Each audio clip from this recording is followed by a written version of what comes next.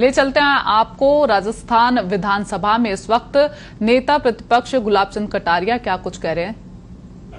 कोई चिंता की बात नहीं, जो डूबना है प्रदेश को तो डूबेगा। मतलब 10 वर्ष में चाहे मेरी सरकार रही हो चाहे आपकी रही हो, किसी मैं स्वयं शिक्षा मंत्री हूँ, अपराधी होऊंगा, कोई चिंता की बात नहीं। लेकिन आप कम से कम इन 10 सालों से इन जितनी कोचिंग संस्थाएं चल रही है, इनकी जितनी परीक्षाएं हुई है, उनके परीक्षा के रिजल्ट के साथ आप अपनी टीम लगा करके इनका पोस्टमार्टम करो, तब आपको समझ में आ जाएगा कि बीमारी कहाँ से चली है। ये बीमारी इन व्यवसायियों के थ्रू चली है। मैं और आप पेपर आउट करेंगे, पेपर लाऊंगा 5 लाख दे दूंगा, 8 लाख दे दूंगा, मैं क्या 2 करोड़ 5 करोड़ 8 करोड़ दे सकता हूं क्या? ये सारे के सारे जो पैसे देने वाले बड़े बड़े दिग्गज लोग हैं, जो कोई 10 करोड़ में पेपर ले जाता है, कोई 3 करोड़ में ले जाता है, कोई 2 करोड़ में ले जाता है, फिर अपने कोचिंग संस्थान में रिजल्ट लाता है, उसके बाद बड़े बड़े पोस्टर बाहर लगाता है, मेरा 100% सिलेक्शन। ये है बीमारी की जड़।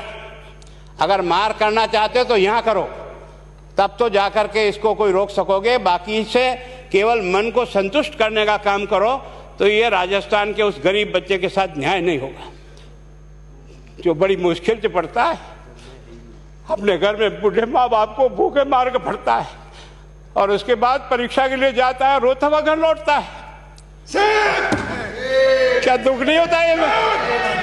हम लोगों के मन में कोई रहम नहीं है कि आखिर उस बच्चे का क्या होगा जो अपनी बड़ी पीड़ा के साथ पढ़ रहा है।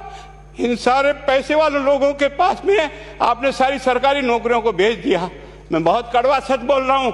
आज जो पिछले 8 साल में नौकरी में लगे ना, उन सब का भी पोस्टमार्टम कराओ, आपको लगेगा आधा फर्जी मामला निकलेगा।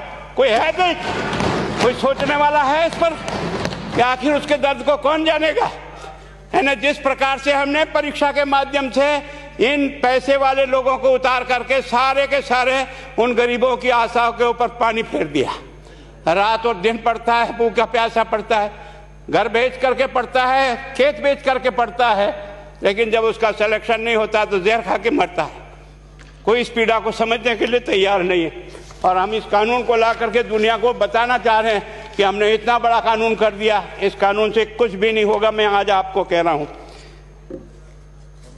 ये जो आपने नए प्रावधान जोड़े हैं, मैं सोचता हूं कि मुझे कुछ बोलने की इच्छा नहीं, मुझे बहुत दुख है इस बात का। क्या होगा ये?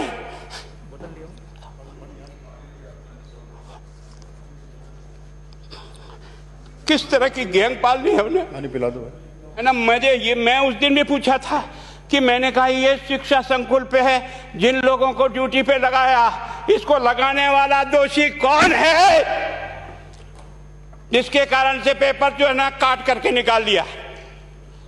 ये तो ठीक है, भाग्य हमारा अच्छा था कि सवाई माधोपुर की घटना छूट गई और एसओजी को उसमें हाथ में लग करके कुछ केस लग गया।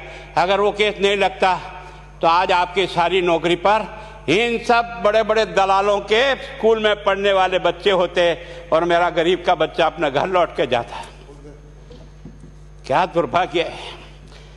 और इस कारण से केवल इसके लिए खुश मत हो जाओ कि हमने कानून बहुत सख्त बना दिया इसलिए अपराधी रुक जाएगा। नहीं, सिस्टम को बदलना होगा, ये परीक्षा का सिस्टम चेंज करना होगा।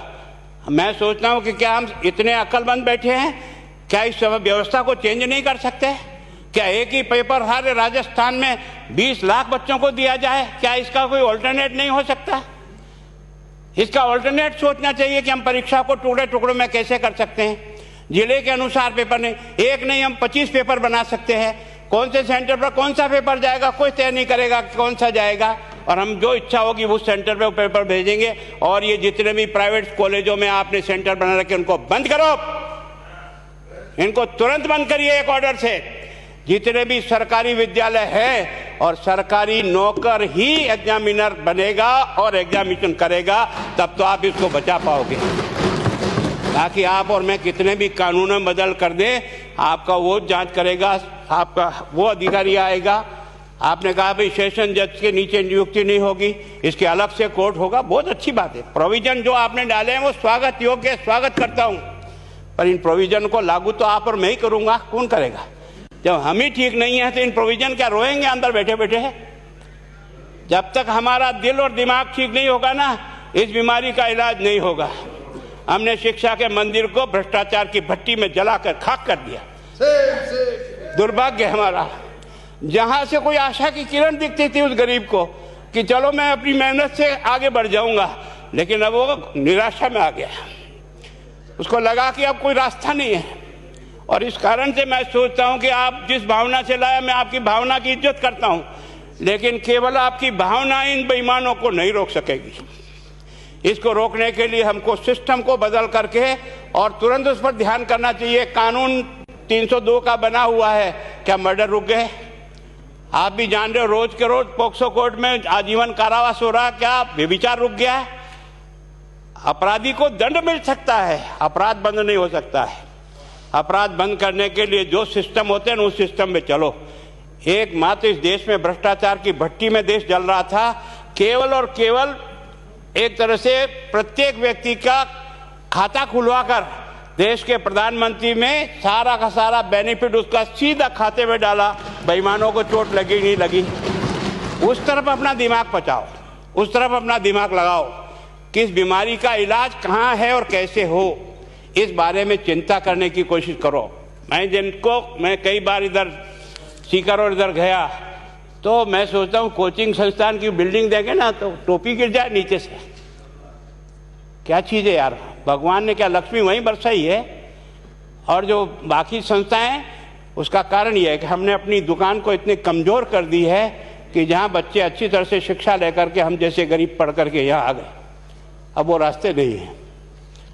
और इस कारण से मेरी बहुत विनम्र प्रार्थना है, इस बीमारी का इलाज चाहिए बच्चे को, कानून से नहीं होगा, कानून के अलावा होगा, और उसमें आप करें। धन्यवाद। Thank you. माननीय मंत्री महोदय।